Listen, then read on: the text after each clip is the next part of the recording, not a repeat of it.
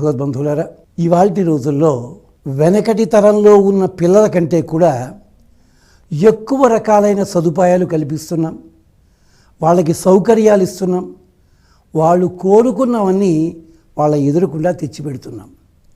వాళ్ళలోనూ తెలివితేటలు పుష్కలంగా ఉన్నాయి. కానీ మనం గమనించేది ఏమిటంటే ఆ తెలివితేటలు సంపూర్ణంగా వాళ్ళు ఉపయోగించుకునే స్థితి ఉండటం లేదు. ఏవేవో ఆకర్షణలు, ఏవేవో వికర్షణలు, ఒత్తిడులు, కుంగుబాటులు ఇలాంటివన్నీ ఉన్నాయి.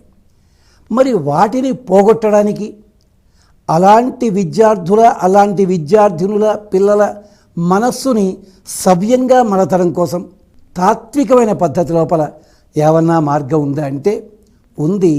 చాలా సులభమైన మార్గం మన పెద్దలు చెప్పింది. అదేమిటి అంటే అంతర్గతమైన శక్తి ఉద్బుద్ధం కావాలి. ఆ ఉద్బుద్ధమైన శక్తి సక్రమైన మార్గంలో ప్రవర్తించాలి, తద్వారా మంచి కలగాలి. ఇది ఉద్దేశ్యం. అక్కడ ఆ మంత్రం ఏమిటి అంటే యో దేవ సవితాత్మకం ధియో ధర్మాదిగోచరాః ప్రేరయేత్ తస్య యద్గర్భః తద్వరేణ్యం ఉపాస్మహే. సూర్య భగవానునికి సంబంధించిన స్తోత్రముగా కనిపించిన మీ ఇష్టదైవం ఎదురుకుండా ఈ స్తోత్రాన్ని, ఈ శ్లోకాన్ని కనీసం 27 సార్లు లేదా శక్తి ఉన్నట్టయితే 108 సార్లు క్రమం తప్పకుండా 45 రోజులు చదవండి. అంతర్గతమైన శక్తి ఉద్బుద్ధమవుతుంది, చాంచల్య బుద్ధి తొలగుతుంది, బుద్ధి వైశద్యం పెరుగుతుంది, పిల్లలకి ఏకాగ్రత పెరుగుతుంది.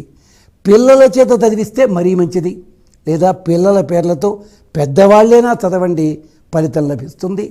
యో దేవః సవితాత్మకం ధియో ధర్మాధిగోచరాః ప్రేరయేత్. ఆయన మనస్సులో ఉంటాడు. ధర్మాధర్మములు, ఉచితానుచితములు మనకి నేర్పుతాడు పరమాత్మ. సవిత సువతి ప్రేరయతి, మన లోపల బుద్ధిని ప్రేరేపణ చేస్తాడు గనక సవిత ఆయన పేరు, ప్రేరణ కలిగిస్తాడు. అలాంటి సవిత మమ్మల్ని రక్షించాలి. తద్వరేణ్యం ఉపాస్మహే, అలాంటి శ్రేష్ఠుడైన వాణిని మేము ఉపాసన చేస్తున్నాము. సూర్యోపాసనా మంత్రం లాంటిది. దానికోసం ఏం చెయ్యాలి? కొంచెం పిల్లల కష్టమైన సూర్యోదయం అవుతుండగా వాళ్ళు మెళకువ తెచ్చుకుని చక్కగా స్నానం చేసి సూర్యునికి అభిముఖంగా నిలబడి ఈ శ్లోకాన్ని 11 సార్లు లేదా 3 సార్లు చదువుకుని ఇంటిలో కబలకు వచ్చి కూర్చుని ఒక శుభ్రమైన చోట కూర్చుని 27 సార్లు చదవడం.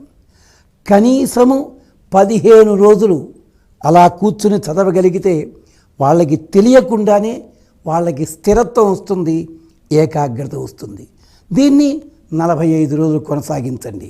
లేదు మరి ఇంకొక మండలం ఎంత వీలైతే అన్నిసార్లు పిల్లల చేత చదివించినట్టయితే, వీలైనట్టయితే కాదు, వీలు చేసుకుని ఉదయం 6-7 లోపల ఎప్పుడూ కూడా దీన్ని కొనసాగించండి.